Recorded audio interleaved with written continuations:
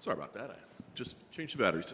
Listen, setback last time out. I know not fun, but I mean, at this point in your career, there's still lessons you take out of every matchup, or have you just been around long enough, it's just move past it?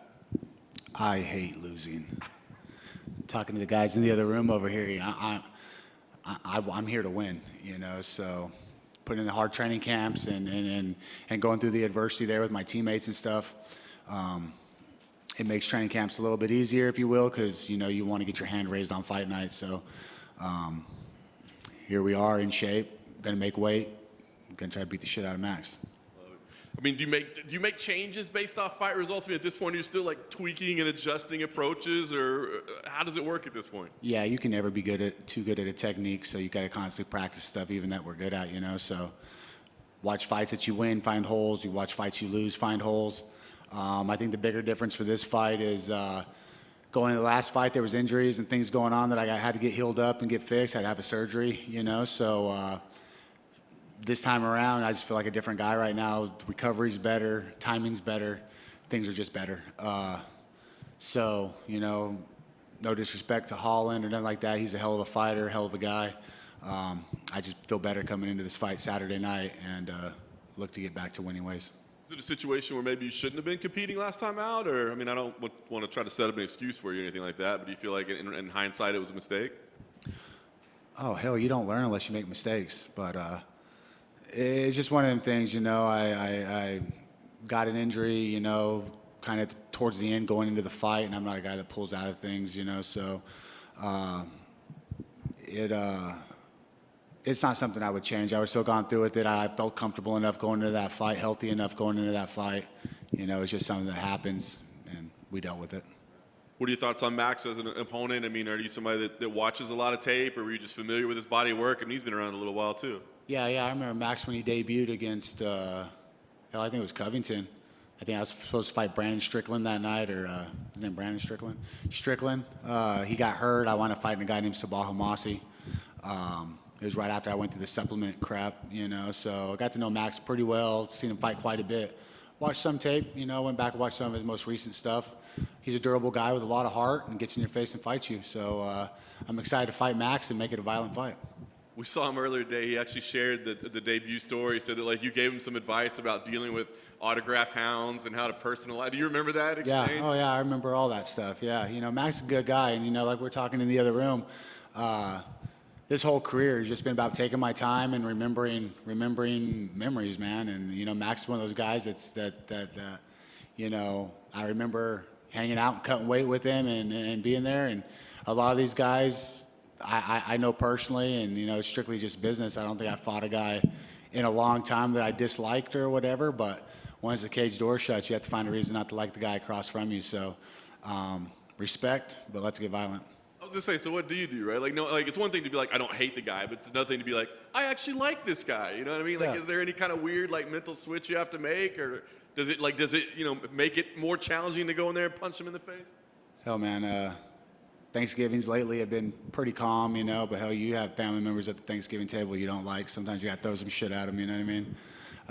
When someone's mad when shoes start flying, so I haven't had to throw a shoe at anybody in a while. So I'm just here to compete, man, do the best I can on winning. And like we're talking again in the other room or whatever with my wrestling team in Moriarty, I went back to my hometown where I was a shit stick and rebuilt bridges and fixed things. I'm a head coach out there now, so life has done a crazy turnaround. And I'm just proud and want to be a good dad, be a good person on those forefronts. And just ultimately just use that stage or use this level here just to talk and communicate and figure out how to get along. Has that become like the most important thing to you, I guess, is being like an inspiration to others versus necessarily like chasing gold or worrying about rankings or anything like that? Yeah, I don't know if inspiration is the right word, but you've got a lot of talent in our community. We come from a poor community there in Moriarty or in New Mexico. And look, man, I could have chose to live anywhere I wanted to live, with the opportunities I've been given here, stuff like that. And I chose to stay home and chose to, not throw shit at the cops and run from them and try to be a different light, you know what I mean?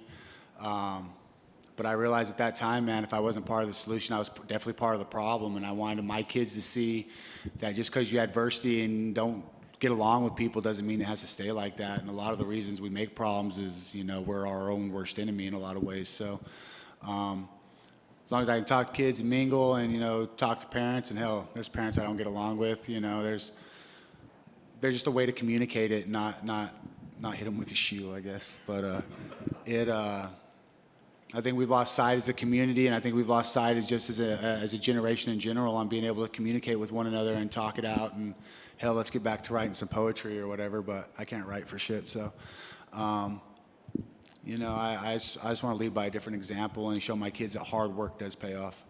Tim, he's a poetry man. I mean, who would have thought that? I don't know about all that, man. Trying to read more in my old age, but might need some glasses. Last thing for me, I guess. I mean, on paper, I think every fight you're in looks like it's going to be a fight of the night, but this one particularly does. I mean, is that what you're expecting? Is that the mindset you bring into this? Man, when I sign that contract, I get in the best shape I can possibly be in, and I show up and fight, and I let the chips fall where they fall, So I get a lot of respect from the guys on the roster and from fans in general. I might not be one of these crazy popular guys, but I don't want to be George Clooney famous. So when you see my name on the roster, you'll be going through it or whatever, or see my name on a lineup, you're going to stop on that fight and look at the guy across from me. And, we paid attention to these things, and contract deals that we've done or whatever. When you're able to look at that slot on the TV deal, on the spikes in views, those numbers jump way up. So I might not be super famous, but people know I can fight, know I show up. When you talk about community and wanting to give back and giving that lasting legacy, was that something you always wanted to do? Or was that something later on in your career where you were like, I need to change something, or I need to go back? Was that something that you found later on in your career? Yeah, man, I'm just a white trash kid from the sticks, and I think I didn't start thinking like that till I had a daughter to feed, and they slowed me way down and showed me that it's worth being around, and it's worth staying out of handcuffs, and it's worth the struggle. Watching my kids grow and being able to water those flowers. And we don't get along all the time. I dislike them more than I like them most of the time. But I love my kids, and I want to show them that, like we're talking, hard work pays off, and my kids got tremendous work ethic. And I want to be there to support that and be around for that. My daughter Lily's a chip off the old block. She thinks just like I did when I was younger. When we get pissed, we react before we think. So I'm trying to show her that, hell, I've done a lot of thinking lately, and things have paid off when I think before I react. That's awesome. And when you're giving back to the community, I think you said you were coaching and helping out. That first time when you went back, back to the community and want to give back, after being what would you call yourself, a shit stick? Yeah. What did the people? Did they immediately embrace it, or were they like, Tim, come on, bro, we know how you are? I mean, what was that initial reaction from them when you first wanted to start to try to reach out to them? Yeah, there was no open arms. I think I was looking exactly that, like, yeah, right, he said this before, or, yeah, right.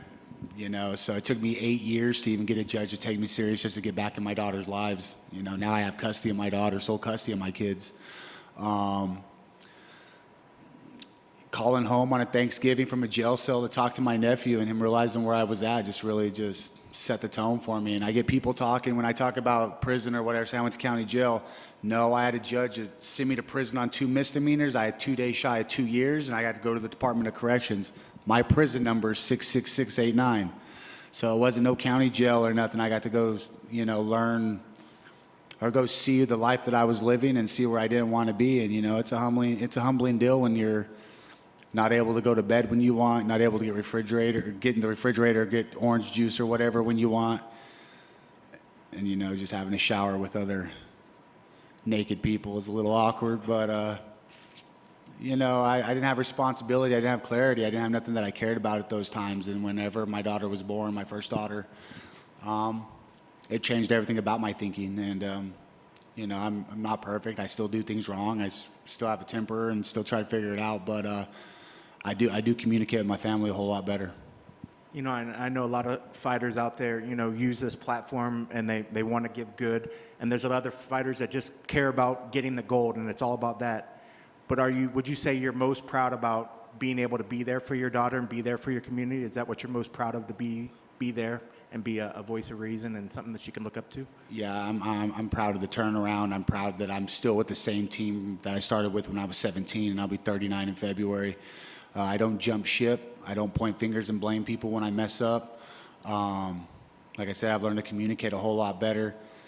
And, you know, it's just an outstanding thing that, you know, I can choose to go to work or I can choose to go watch my kids play volleyball. I can choose to be there for the football team and work the chain gang just as any normal person, you know, and not have to worry about. Sometimes it's really hard to go in grocery stores there and get groceries or whatever. It turns into a 2-3 hour thing just mingling and talking to people. You know, anything good happen with the COVID deal, we can do the whole DoorDash where they bring the groceries to your door. So thank you, COVID, for that. But standing here differently, like where I'm at today, and, you know, like I was telling the other guys in the other room, we have old posters up on the walls at the gym, and my young face is in the background of all those photos. And if I could just go back and beat the shit out of me real quick and then jump back to where we're at right now, it would be a whole lot better. But I've learned a lot from my mistakes, and I learned a lot from where I went, and I learned a lot from the things I did wrong, and try to better it and try to move forward. But I'm a man today, and I was a boy who thought he was a man 10 years ago. So things are better. You know, it's kind of funny. A lot of people say, you know, I wish I could have went back in time. I'd say this to myself, but for you, if you went back in time, it'd be better just to hit some sense into you as opposed to. I would have ran myself over with a car and then got out and beat the shit out of me. Bottom line. So. That's all. Well, we're glad that you're here. Thank you. All right. Thank you, guys.